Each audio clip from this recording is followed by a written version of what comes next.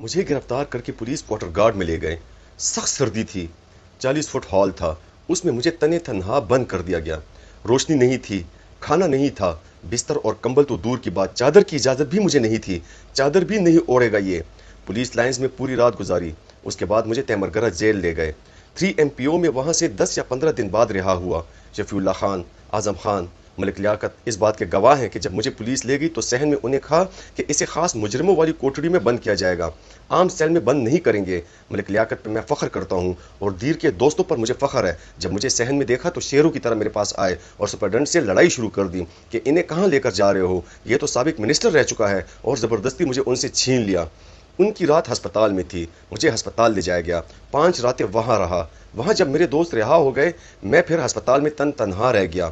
رات کو یہ نامعلوم افراد انٹیلیجنس والے آئے اور کہا کہ عزت اسی میں ہے کہ پارٹی چھوڑو، PTI چھوڑ دو، ہم تمہاری ساری FIR اور سب مقدمات ختم کر دیں گے۔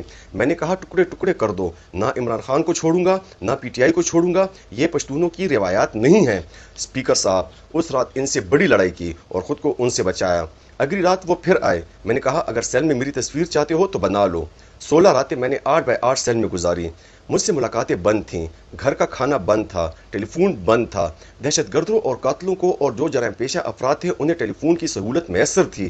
جمعے کے دن سپرنٹینڈنٹ کو پیغام بھیجا کہ جیل کی مسجد میں جمعے کی نماز پڑھنے کی اجازت دے دو۔ ایسا تو خدا کی قسم فلسطین میں بھی نہیں ہوتا۔ کیا کچھ نہیں ہوا ہمارے ساتھ، مجھے نماز کی اجازت نہیں دی گئی۔ اس نے کہا اسی سیل میں نماز پڑھ لو، تم مسجد نہیں جا سکتے۔ اسپیکر صاحب میں سوات چلا گیا، 33 دن جیل میں گزارے، 33 دن بعد رہا ہوا۔ حجرے میں مہمان آتے تھے، پیغام آیا کہ میرے بیٹے پر 8 FIR غیر قانونی طریقے سے پنڈی میں کیے گئے ہیں کہ یہ GSQ کے سامنے گیا ہے۔ پھر میرے بیٹے کے پاس کوئی ہیلی کاپٹر بھی نہیں تھا اور جناح ہاؤس کیس میں بھی اس پر FIRs کی گئیں۔ یہ پنڈی میں بھی تھا اور جناح ہاؤس میں بھی پہنچ گیا۔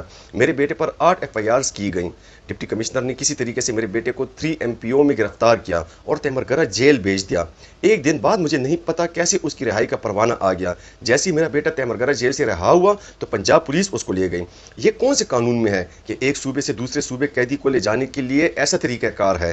آپ چیف سیکرٹری سے اجازت لیں گے، ہوم ڈپارٹمنٹ سے اجازت لیں گے۔ جب 3 MPO میں رہا ہوا تو جیل کے باہر پنجاب پولیس کھڑی تھی اور اسے پنجاب لے گئے۔ جو ظلم میرے بچے پر پنجاب میں ہوا وہ اس ایوان میں کہنے کو میرا ضمیر نہیں مانتا۔ 35 دن اسے اڈیالہ جیل کے سیل میں رکھا گیا، طرح طرح کی اذیتیں دی گئیں۔